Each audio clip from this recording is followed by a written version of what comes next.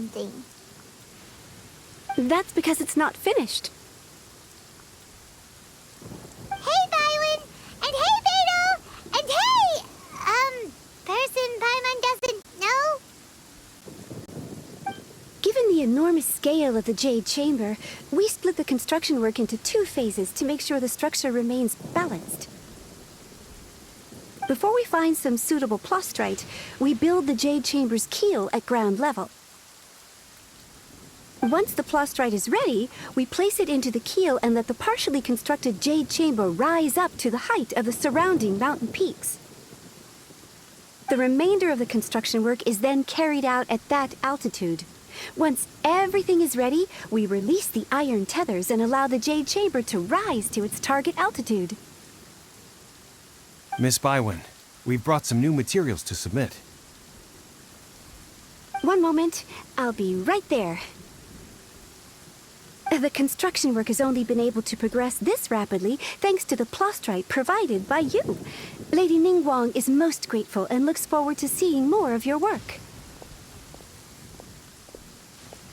Wow, can't believe you sourced the plastrite so quickly. It's the key piece of the puzzle. Looks like you beat us to the punch.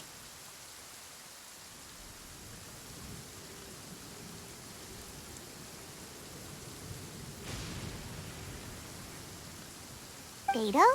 You're joining the Jade Chamber contest too? Sure am.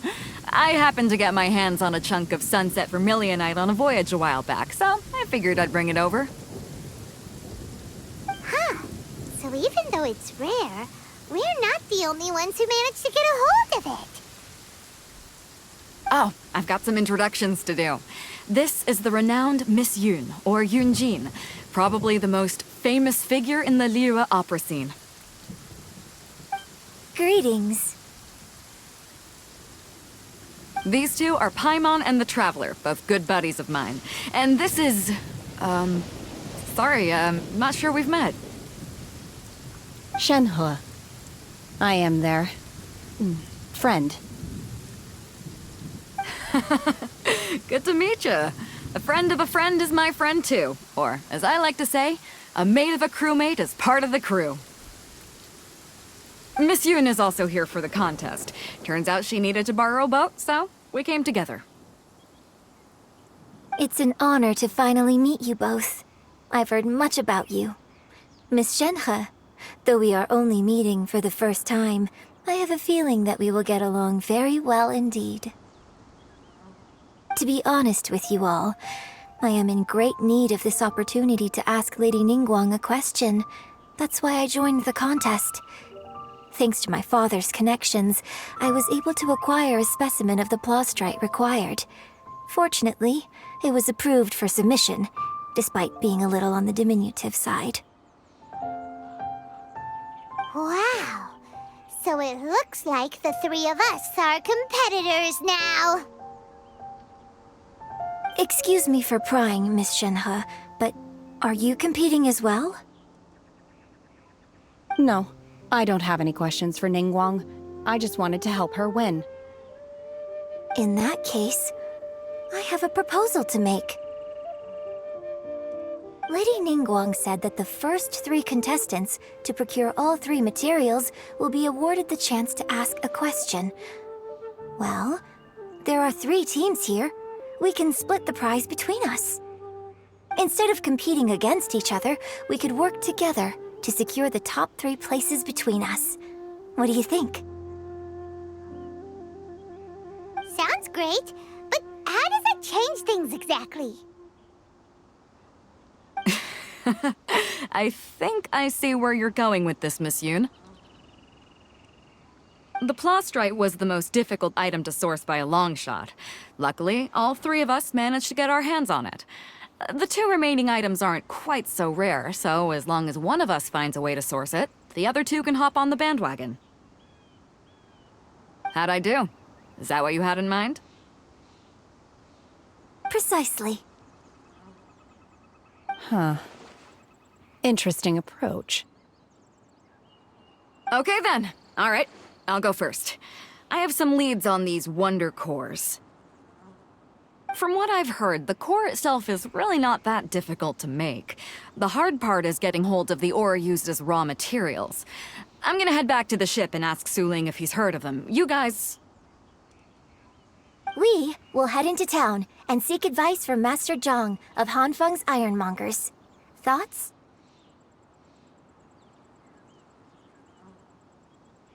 Wonderful.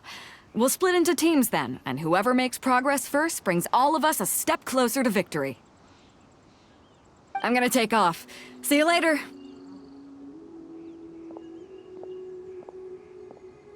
Okay, let's go! By the way, what question are you gonna ask Ningguang, Yun Jin? I'm looking for a venue to host the performance of our new opera. Lady Ningguang has excellent judgment, so I would like to hear her opinion. Ooh, what's the opera called? Paimon wants to go see it. The opera is a labor of love by my father. He wrote it based on a popular urban legend about an evil spirit and an adeptus. It's called The Divine Damsel of Devastation.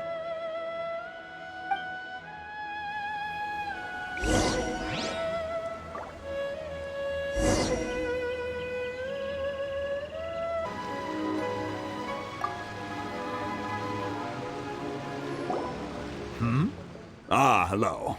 Are you here for something off the shelf, or do you need something forged?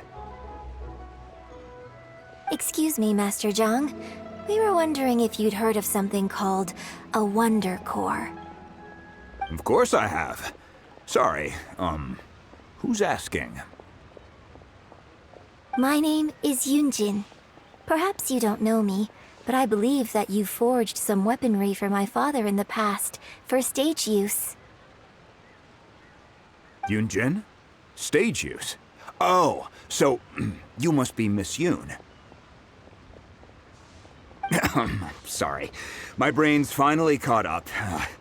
It's not used to doing much beyond bashing a hammer all day. Everyone's heard of you, Miss Yun. Even folks who don't make it to the opera all that often. Like myself. So, you're here to ask about Wonder Cores, huh? As it happens, I do know how to make them. Matter of fact, I made some for Lady Ningguang back when she was building the original Jade Chamber. The types of ore needed to make Wonder Cores are a little hard to come by. Lady Ningguang supplied them herself last time. I don't suppose you've brought any yourselves? No, we were gonna ask you what kinds of ore we need. Sure. Well, you'll need two kinds. Star Splinter Iron and Subrosium.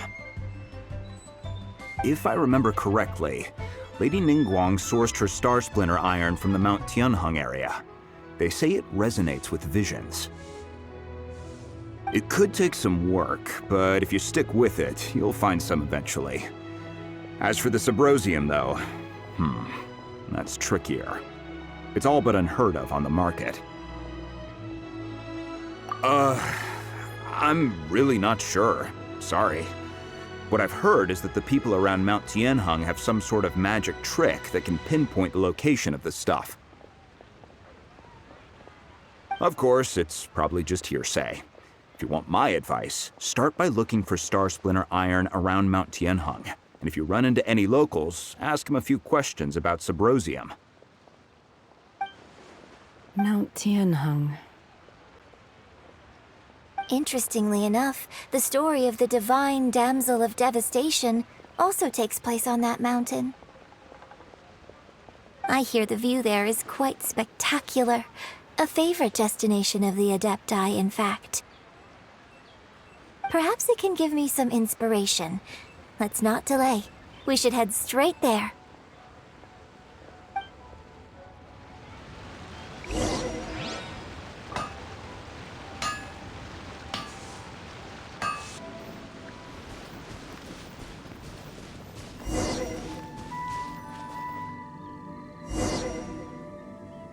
I came to Mount Tianheng once with my father as a child.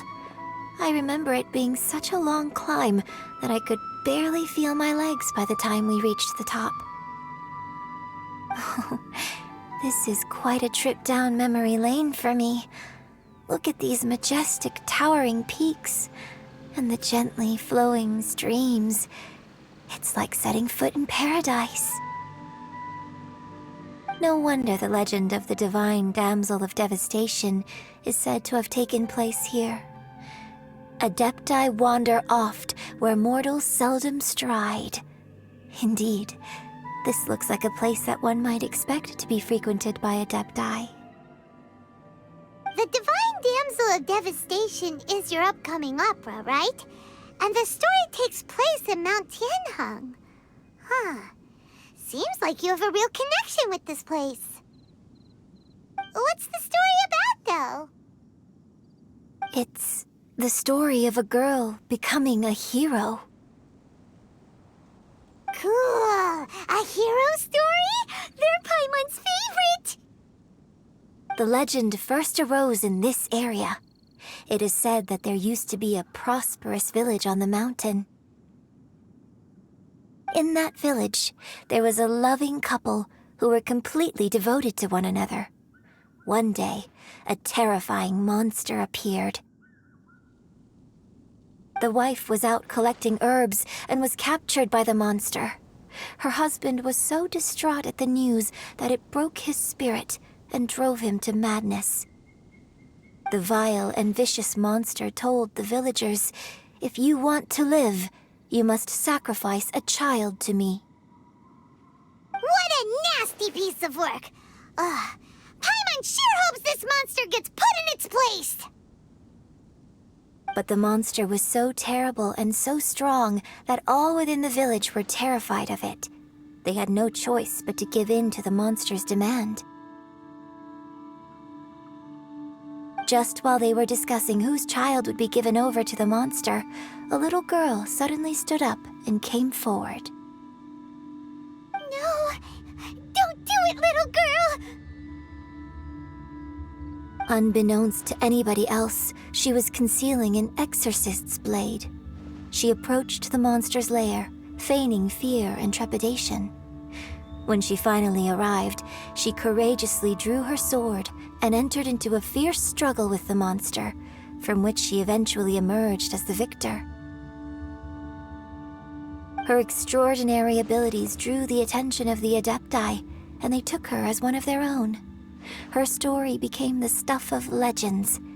But alas, the paths of mortals and Adepti seldom cross, and she would never again re-enter the mortal world. And so, destined to grace the mortal realm for but a brief moment, she vanished like a wisp of smoke into thin air. That's how the opera ends. I really like this story.